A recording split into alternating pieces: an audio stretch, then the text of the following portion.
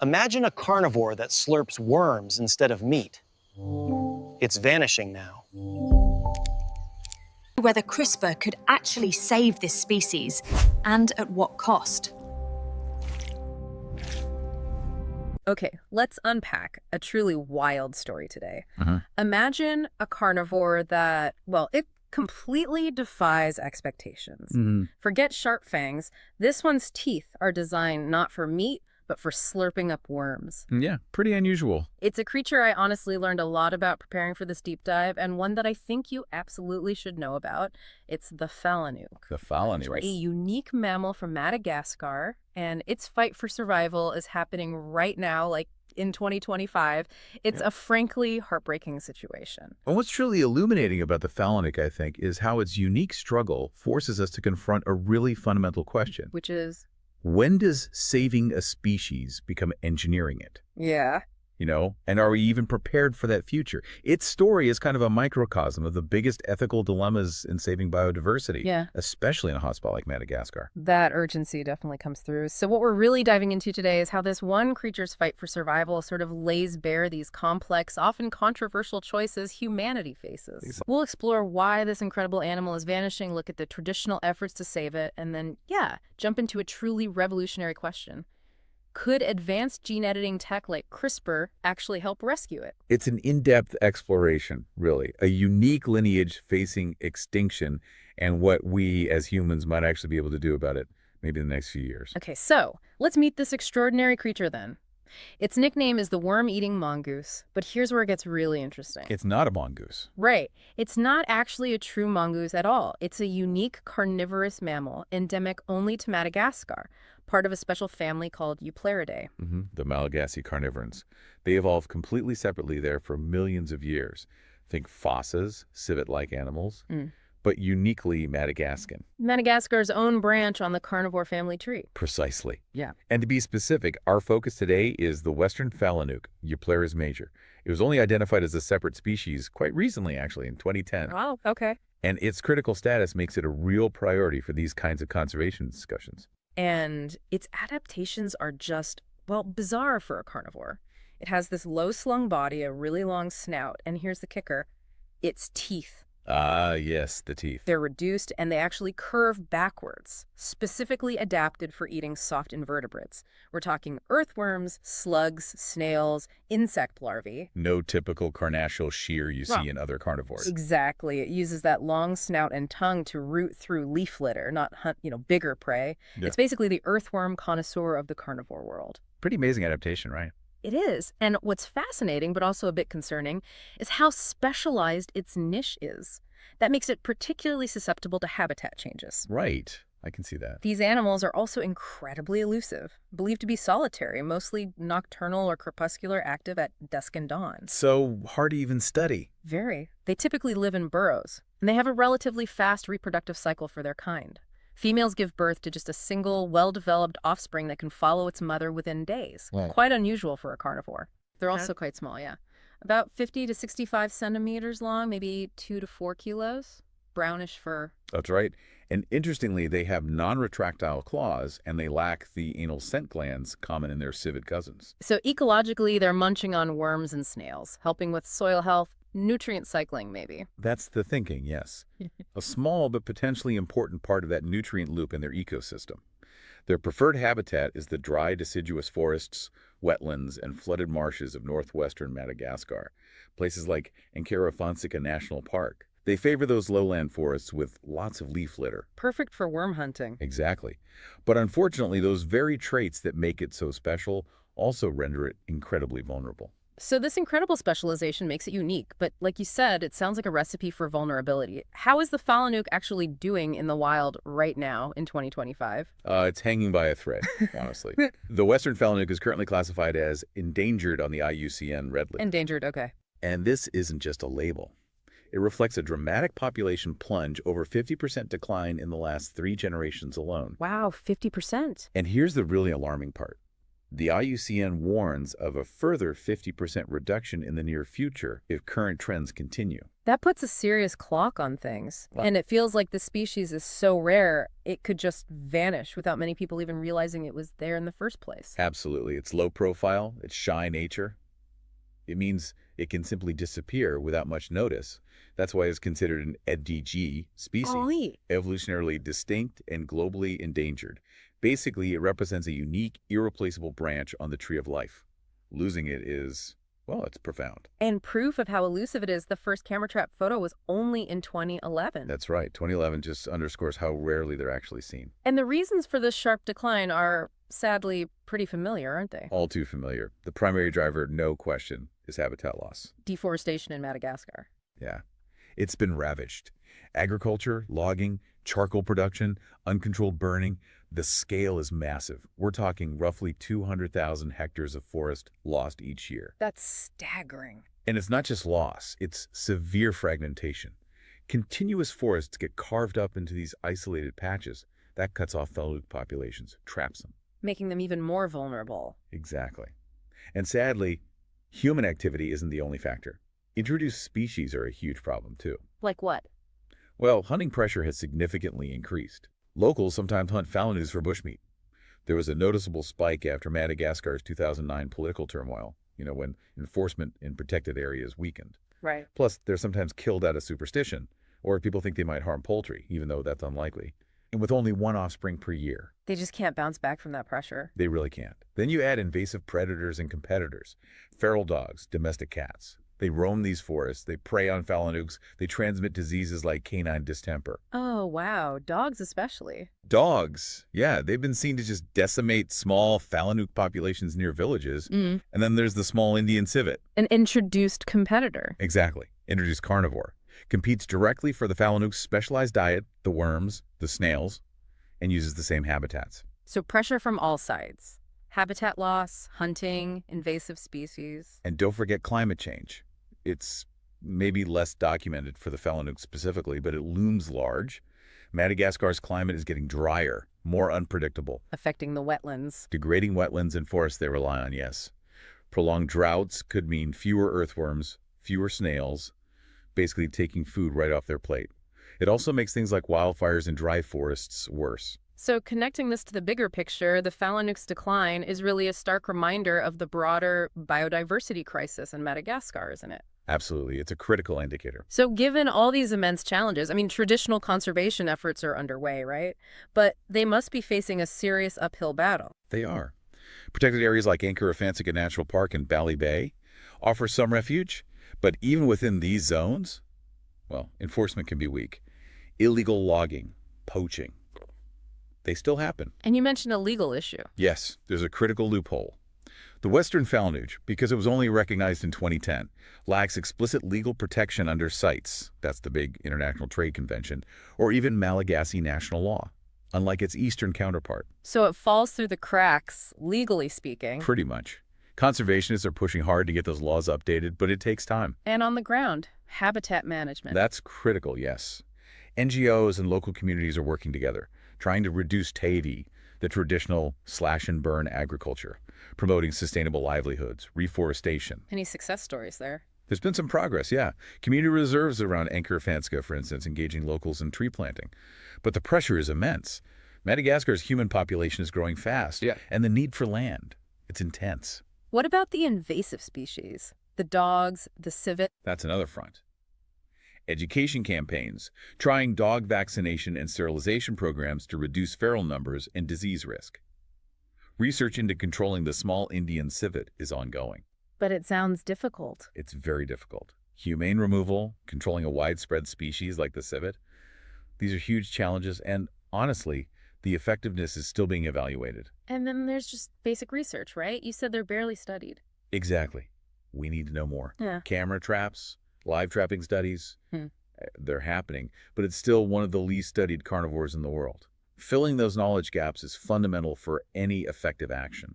Is there any good news in how communities view them? There's potential there, yes. Because Falanoucs are shy, they don't really threaten livestock or crops. They could actually become a flagship species for community conservation. Ah, interesting. Using storytelling, school programs, maybe even ecotourism to shift perceptions, recruiting former hunters as wildlife guides. That kind of thing is being explored. But despite all these efforts, the resources are limited, political will fluctuates. That's the reality. Limited funding, shifting politics, and the sheer scale of the human pressures. It means conventional methods alone might just not be enough, not fast enough anyway, for a naturally rare, slow-reproducing species like the Falanouc. So the effectiveness is really in question given the pace of decline. It raises an important question, doesn't it? If traditional methods are battling such uphill challenges, are there other tools we should be considering? As one biologist put it, no one method is likely to be the silver bullet. It makes sense to explore multiple methods, but, with caution. Okay, this leads us straight into the really intriguing, maybe controversial part. Could CRISPR gene editing technology actually save this species? This is where the science fiction starts to meet reality, isn't it? And it raises a lot of thorny questions for you, the listener, to consider. So CRISPR, remind us what that is exactly. Right. CRISPR stands for Clustered Regularly Interspaced Short Palindromic Repeats. Bit of a mouthful. But basically, it's a revolutionary gene editing technology. It lets scientists modify an organism's DNA with unprecedented precision, like a find-and-replace tool for genes. Okay. And the core idea here for conservation is genetic rescue. Exactly. Genetic rescue. The idea is to introduce beneficial genetic traits to improve survival odds, especially for tiny inbred populations or those facing specific, overwhelming threats. So for the Falanouc, what could that look like, hypothetically? Well, you could imagine editing genes to boost disease resistance, say, against that canine distemper they might get from feral dogs. Okay, make them tougher. Or maybe even finding ways to slightly increase reproductive rates, though that's biologically complex. Or perhaps tweaking genes to help them tolerate drier conditions if their wetland habitats keep degrading due to climate change. And what about the genetics itself? They must be pretty inbred if the population is crashing. That's a major concern, yes. Inbreeding depression. CRISPR could potentially help by reintroducing lost genetic diversity. From where? You could insert gene variants found in historical Falanouc samples, museum specimens maybe, or possibly even borrow useful genes from closely related species, although that's more complicated. Are there examples of this kind of thing being tried? Well, related ideas are being explored. Think about the black-footed ferret in North America, endangered mustelid. A clone named Elizabeth Ann was born in 2020 from cells frozen 30 years ago. Wow. Bringing back lost genes that way. Effectively, yes. Yeah. Reintroducing that lost genetic variation. Or look at the Red Wolf Project. They're trying to bring back ghost alleles. Ghost alleles. Genetic variants lost from current populations but found in historical museum specimens. Again, trying to boost diversity. Okay, so the potential is there. But how feasible is this now, in 2025, for a wild Falanouc? Right, here's the reality check. It's crucial to stress this is largely theoretical for a wild mammal like the Falanouc today. No wild Falanoucs have been edited. None. The challenges are enormous. First, you need the Falanouc's entire genome sequenced. Then you need to identify the exact genes influencing traits like immunity or fertility or drought tolerance. That's hard. Then you have to actually do the edit successfully. In cells, or more likely embryos. And then you almost certainly need a captive breeding program to raise these edited animals. Which doesn't exist for Falanoucs right now. Correct. And then you have the whole challenge of reintroducing them successfully into the wild and ensuring the edited genes spread appropriately. It's a long, complex road. But if those hurdles could be overcome, the potential benefits are intriguing. You mentioned disease resistance. Yeah, look at Australia. Scientists there are exploring CRISPR to insert genes for resistance to chytrid fungus into endangered southern corroboree frogs. A deadly disease for amphibians. Devastating. The hope is to create a lineage that can actually survive this disease in the wild. You could imagine a similar logic for Falanoucs if, say, canine distemper was wiping them out. And climate adaptation, you mentioned corals. Right.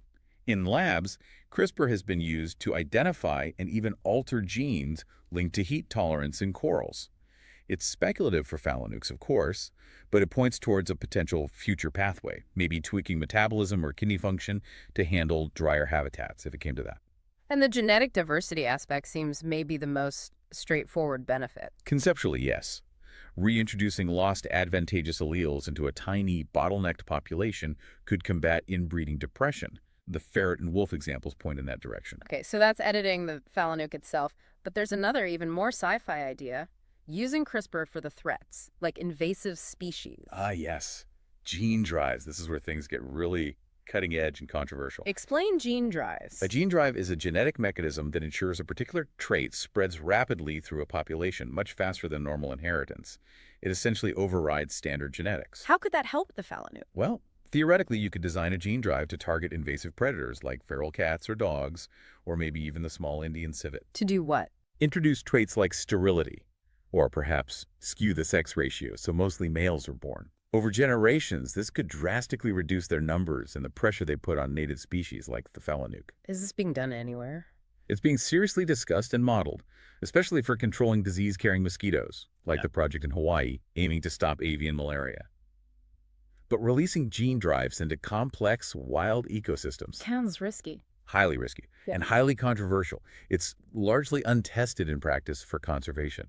The potential for unforeseen ecological consequences, like the gene drive jumping to a non-target species or just messing up the food web in ways we didn't predict, is a major, major concern. It's mostly computer models and lab work at this stage, certainly for Madagascar.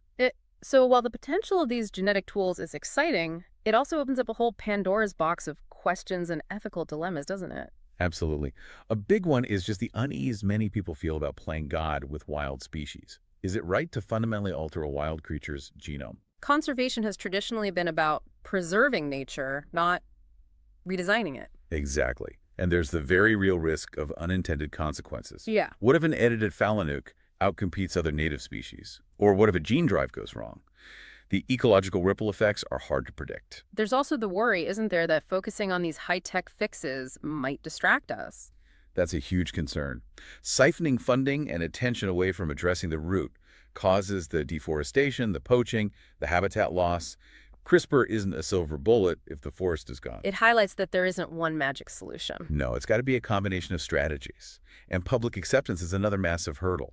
Surveys often show significant public skepticism, fears about misuse, about the unknown unknowns. That's a powerful ethical dilemma. But hang on, playing devil's advocate. For a species this close to the edge, is just fixing the environment fast enough?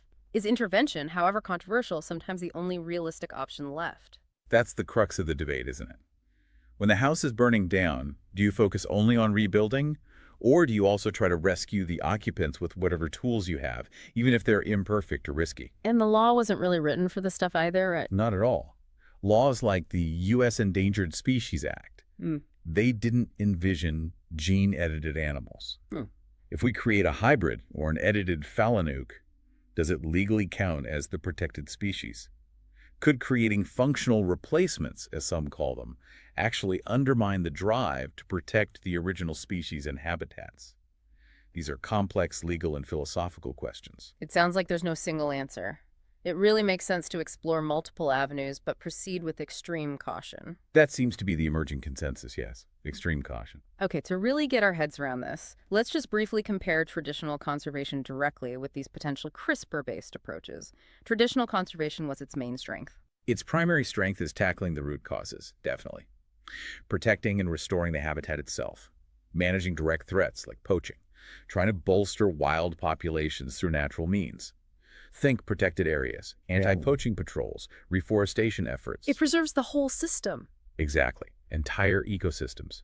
And it has a proven track record when properly funded and implemented. Ethically, it's generally straightforward and well accepted. And the limitations we talked about? It requires long-term commitment, often decades. Results can be slow. And sometimes it just can't keep pace with really rapid threats, like a fast-spreading invasive disease or abrupt climate shifts. Okay. So then how do CRISPR's strengths stack up against that? Well, CRISPR, potentially, could address issues traditional methods struggle with, like conferring resistance to a novel disease very quickly, or maybe accelerating adaptation to climate change within just a few generations. Speed and precision. Conceptually, yes. Precision in targeting specific genes, and speed in seeing results compared to waiting for natural evolution, which takes millennia. But the big limitations of CRISPR. Oh, they're significant. It's still highly experimental and largely unproven in actual wild conservation settings, especially for mammals. It's likely to be extremely expensive. And we've discussed the major risks of unintended consequences. And critically, it doesn't fix the habitat problem. Absolutely not. Yeah. A genetically enhanced Falanouc still needs a forest to live in, worms to eat, and safety from hunters. It doesn't address the root human causes. and ethically it remains very controversial. The playing God fear undermining wildness. Right. Public skepticism is high, and many conservationists themselves debate whether we should be altering a species to fit a damaged environment instead of focusing all our energy on fixing the environment itself. It's a fundamental difference in philosophy, almost. It is, and it leads to the conclusion that most experts see gene editing, if it's used at all, as a potential complementary strategy, not a replacement for fundamental ecosystem conservation. Okay, so wrapping this up for the Falanouc. It seems crystal clear that immediate actions like saving its forest habitat in northwestern Madagascar, curbing hunting, these are absolutely indispensable right now. Non-negotiable. These fundamental conservation strategies have to remain the front line. A Falanouc with a gene for disease resistance still needs a home, still needs food, still needs protection from snares. A genetically diverse population means nothing if the wetlands are drained dry. Precisely. However, the rapid advancements in CRISPR do offer this glimmer of new possibilities down the road, building on that work with frogs, with corals. It's not totally inconceivable that in, say, a decade, genetic tweaks could become part of species recovery plans. It's not inconceivable, no. The technology is moving that fast. So the fate of the Falanouc seems likely to depend on a truly combined approach then. That sounds right. Immediate actions. Stop the deforestation, enforce the anti-hunting rules. Those are the priorities today. And maybe a safety net. Simultaneously, building a safety net via captive breeding or maybe sanctuary populations could be prudent, just given how close to the edge this species might be. And in parallel? In parallel, researchers can quietly lay the groundwork for potential genetic rescue. Sequencing the Falanouc DNA, maybe doing careful trials on related non-endangered species first, and crucially, having open, honest discussions with Malagasy stakeholders, local communities, government about the ethics and acceptability of these kinds of interventions. You can't impose this stuff. That community buy-in feels essential. Absolutely essential. So the story of the Falanouc, it's both a stark warning, isn't it, how quickly a unique evolutionary lineage can just dwindle away, but maybe also a hope that with human determination, from villagers on the ground to scientists in the lab, maybe we can bring a species back from the precipice. It's a test case, in many ways. Its future really hinges on our actions in the next few years. So what will you take away from this deep dive about how we value and protect the natural world, especially these lesser-known, unique creatures? I think the challenge before us, really, is finding that right balance. Aggressively preserving nature as it is, fighting those root causes, while also responsibly, cautiously exploring every new tool that science might offer as a potential lifeline in what is undeniably an increasingly altered world. It's not easy.